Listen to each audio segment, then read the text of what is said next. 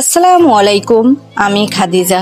আজকের আমি আপনাদের নিয়ে যাব ঢাকার আধুনিকতম পরিবহন ব্যবস্থার এক অনন্য অভিজ্ঞতায় ঢাকা মেট্রো রেলের যাত্রা।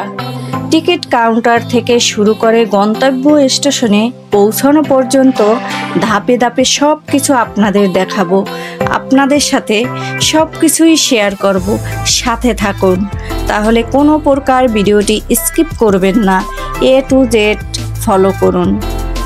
প্রথমেই আমি চলে এসেছি মেট্রো রেলের টিকিট কাউন্টারে। এখানে ইলেকট্রনিক টিকিট সিস্টেম রয়েছে। খুব সহজেই গন্তব্য স্টেশনের নাম নির্বাচন করে টিকিট সংগ্রহ করা যায়।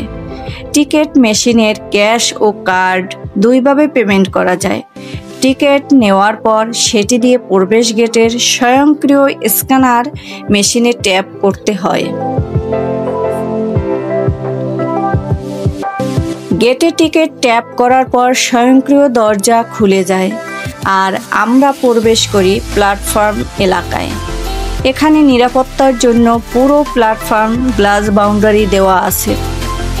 যাত্রীদের অপেক্ষার জন্য বসার জায়গা এবং ডিজিটাল ডিসপ্লেতে ট্রেনের সময়সূচি দেখা হয়।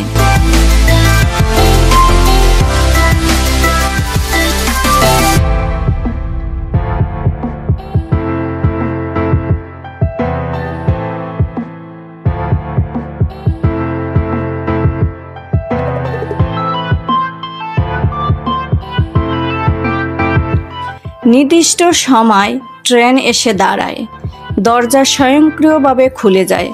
ভিতরে খুবই পরিষ্কার ও আধুনিক পরিবেশ।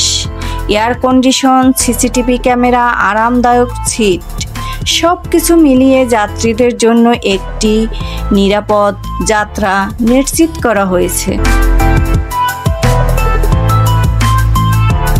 প্রতিটি স্টেশনে নামার আগে ঘোষণা দিয়ে যাত্রীদের সতর্ক করা হয়। আমার গন্তব্য স্টেশনে পৌঁছে গেলাম। নামার পর আবারও গেটের স্ক্যানার টিকিট ট্যাপ করতে হয়। যদি রিচার্জেবল কার্ড ব্যবহার করেন তবে ব্যালেন্স থেকে ভাড়া কেটে নেওয়া হয়। এভাবেই মেট্রো রেলের যাত্রা সম্পূর্ণ হলো।